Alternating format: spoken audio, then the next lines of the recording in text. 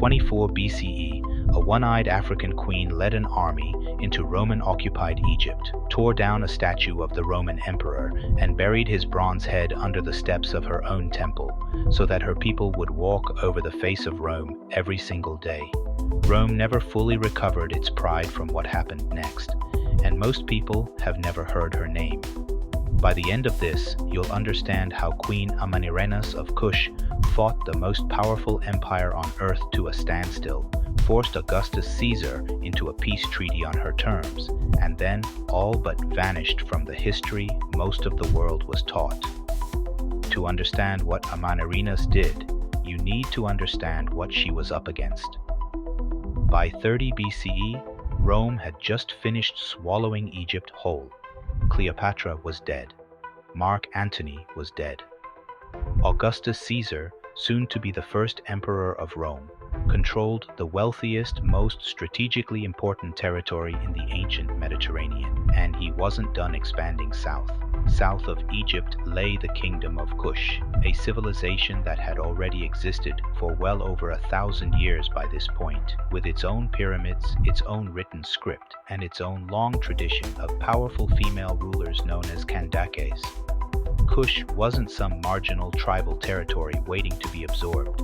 It was an established African kingdom that had, at various points in its long history, even ruled over Egypt itself, producing pharaohs of Egypt's 25th dynasty, who governed the Nile Valley from Napata and later from the great city of Meroe. By the time Amanirenas came to power, likely around 20 BCE, Kush had shifted its political and cultural center to Meroe, an affluent city that had become the political and cultural heart of the kingdom after the decline of the earlier Napatan dynasty. The Meroitic period was especially notable for a remarkable tradition, one that had no real parallel in Rome or most of the ancient Mediterranean world. Kandakes, powerful queen mothers who held direct political and military authority, ruled Kush across multiple generations, their power not treated as an exception to normal succession, but as an established, respected feature of Kushite governance. Amanirenas followed queens like Amanishakheto and Shanaktakete, women whose military and political achievements were remembered and recorded with the same seriousness as any male rulers. Before I tell you what Amanirenas actually did when Rome came for her kingdom, take a guess. Did she negotiate, retreat, or did she do something Rome genuinely never expected? Drop your guess in the comments. Around 20 BCE, Roman administrators pushed into Nubian territory and attempted to impose taxation on land controlled by Kush. This wasn't a minor border dispute. It was Rome testing whether Kush would submit the same way so much of the ancient Mediterranean world already had. During these early confrontations, Amanirenas' husband, King Teretakis, was killed. That left the war and the kingdom in her hands entirely. Here's where it gets strange, in the best possible way.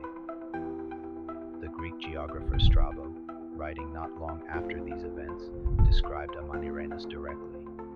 He called her, in his own words, a masculine sort of woman, blind in one eye. That detail isn't folklore or later exaggeration. It comes from a contemporary Roman-aligned source who had every incentive to downplay her, not embellish her. Strabo wasn't writing propaganda favorable to Kush. He was a Greek scholar close to Roman power, and even he couldn't describe her without acknowledging how formidable she was. By 24 BCE, Amanirenas made her move, and it wasn't defensive. It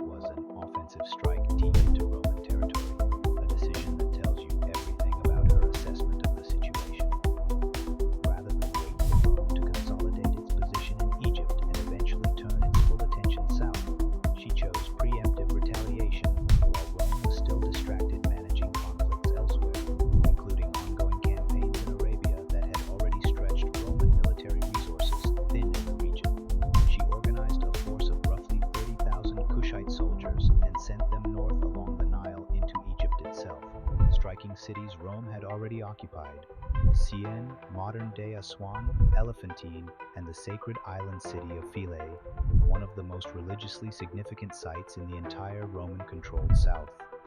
The Kushite army didn't just raid these cities, they captured them, took Roman citizens as prisoners, plundered the garrisons, and delivered a message no empire once delivered on its own soil. They tore down statues of Augustus Caesar, the man who had just become the first Roman emperor and was actively cultivating an image as a living god across the empire, appearing on coinage and monuments throughout Roman territory with the title Son of God. Then, in an act that historians still consider one of the boldest political statements of the ancient world, Kushite forces took the severed bronze head from one of those statues and buried it beneath the entrance steps of the temple back in their own capital, Meroe. Think about what that actually means. Every single day, for years, Kushite citizens walked up those temple steps for religious ceremonies, and every single day, they physically walked over the face of the man who claimed to be the son of a god and ruler of the known world. That bronze head, known today as the Meroe head, was eventually excavated by archaeologists and now sits in the British Museum, a permanent physical artifact proving this event actually happened. This isn't a legend passed down through oral tradition. It's a documented archaeological object you can go look at right now. What I'm about to tell you next connects directly to why this war dragged on far longer than Rome ever expected, and why it eventually forced one of history's most powerful men into an unusual position. Rome, predictably, retaliated. Roman forces pushed back south, and the conflict stretched into a grinding multi-year war that historians now refer to as the Meroitic War. Amanirenas lost more than just soldiers during this period. Historical accounts indicate she lost her son as well. In addition to her husband earlier in the conflict, personal losses stacked on top of the political and military weight she was already carrying as sole leader of her kingdom during an existential war against the largest empire on earth. But she didn't stop. Cassius Dio, the Roman historian, later wrote that the Meroitic forces, under Candace's leadership, advanced as far as a city called Elephantine, ravaging everything in their path. Roman legions were better equipped in almost every conventional sense: bronze armor, disciplined infantry formations, superior metal weaponry compared to the tools available to Kushite forces, who fought largely with hatchets and weapons far less advanced than the swords and javelins carried by Roman soldiers. Still, Rome could not force a decisive, lasting victory.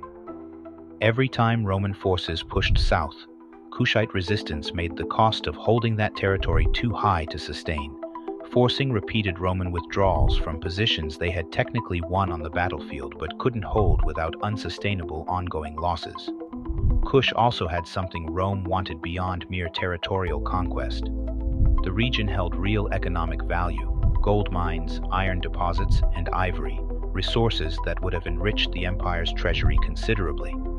That economic incentive makes Rome's eventual willingness to negotiate rather than fight to full conquest even more telling.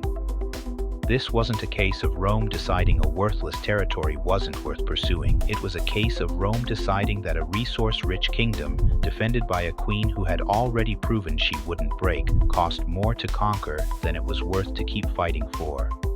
Do you think Rome's failure here came down to Kushite military skill, or Rome simply deciding this territory wasn't worth the cost compared to easier conquests elsewhere? Take a side in the comments, because historians are genuinely split on how much credit belongs to Amanirenas' generalship versus Rome's shifting strategic priorities elsewhere in the empire. Here's what actually happened, and it's the detail that should reshape how you think about this entire war.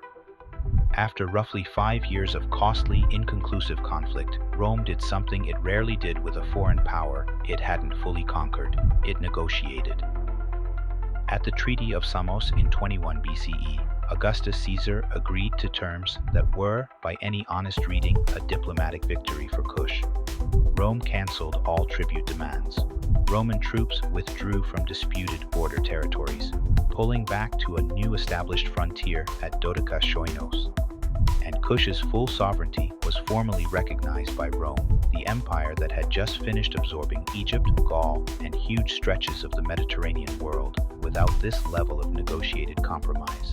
Compare that to how Rome typically resolved conflicts with foreign powers during this exact period. Client kingdoms were absorbed, rebellious territories were crushed and made examples of. Rome's entire imperial identity, especially under a newly crowned Augustus eager to project strength, depended on the appearance of inevitable, unstoppable expansion. And yet here, against a kingdom led by a one-eyed queen with a fraction of Rome's resources and equipment, that pattern simply didn't hold. Amanirenas herself reportedly didn't even bother traveling to negotiate this treaty in person. She sent envoys instead, a deliberate political statement that she considered herself Augustus's equal, not his supplicant, and had no need to personally travel hundreds of miles to secure terms that were already going to favor her kingdom. It's a small detail, but in the language of ancient diplomacy, where physical presence at negotiations signaled deference, her absence was itself a message. This is the part of the story that should genuinely surprise you, because it changes everything about how this war gets remembered. The Kingdom of Cush remained a fully independent sovereign power for roughly 3 more centuries after this treaty, continuing to be ruled by a long line of powerful Kandakes, including Amanishaketo and Amanitore, who inherited the political tradition Amanirenas had defended so fiercely. Rome, meanwhile, never attempted another serious military campaign to conquer Kush.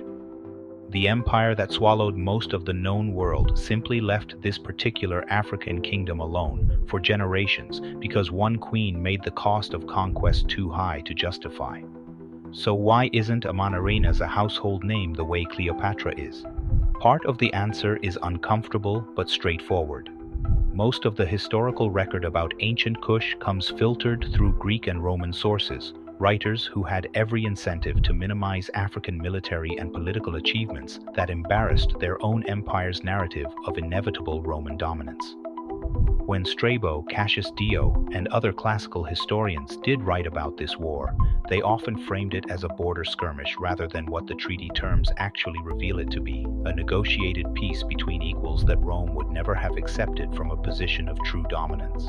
Kush's own written records, in the still only partially deciphered Meroitic script, remain difficult for modern scholars to fully translate, which means much of what Amanirenas herself might have recorded about her own reign remains, quite literally, unread.